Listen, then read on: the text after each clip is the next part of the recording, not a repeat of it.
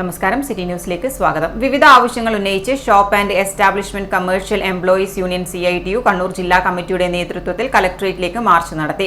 സംസ്ഥാന president TV Rajesh ഉദ്ഘാടനം ചെയ്തു.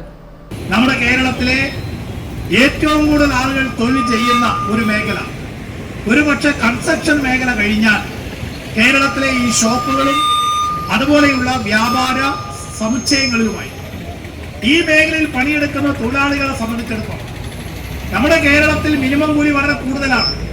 റിസർവ് ബാങ്ക് ഓഫ് ഇന്ത്യയുടെ കണക്കനുസരിച്ച് നമ്മുടെ ദേശീയ ശരാശരിയുടെ 3 ഇരട്ടിയാണ് കേരളത്തിലെ കൂലി എന്ന് പറയുന്നത്.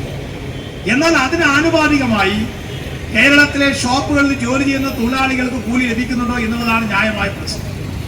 പലപ്പോഴും ഏറ്റവും കടുത്ത ചൂഷണത്തിന് വിധേയരാകേണ്ടി വരുന്നത് നമ്മുടെ ഷോപ്പിൽ ജോലി ചെയ്യുന്ന തൊഴിലാളികളാണ്. ഈ തൊഴിലാളികളിൽ മഹാഭൂരിപക്ഷം വരുന്നവർ സ്ത്രീ തൊഴിലാളികളാണ്. അവർക്ക് നേരത്തെ വേണ്ടത്ര സംഘടിതമായ സ്വഭാവം ഉണ്ടായിരുന്നില്ല. അതുകൊണ്ട് തന്നെ വലിയ വലിയ വാണിജ്യ സ്ഥാപനങ്ങളുടെ ഉടമകൾ വളരെ നാമമാത്രമായ ശമ്പളവും കൂലിയും നൽകി മണിക്കൂറുകളോളം നമ്മുടെ തൊഴിലാളികളെ കൊണ്ട് ജോലി എടുപ്പിക്കുകയാണ് ചെയ്യുന്നത്. ക്ഷേമനിധിയിലെ അപാകതകൾ പരിഹരിക്കുക, ഇരിപ്പിട സൗകര്യം എല്ലാ സ്ഥാപനങ്ങളിലും ഉറപ്പുവരുത്തുക തുടങ്ങിയ ആവശ്യങ്ങൾ ഉന്നയിച്ചുകൊണ്ടാണ് മാർച്ച് നടത്തിയത്. P. ജോയ് അധ്യക്ഷത വഹിച്ചു. K. Ashokan, Surjit Kumar, K. Kunhanandan, T. Rajesh തുടങ്ങിയവർ സംസാരിച്ചു.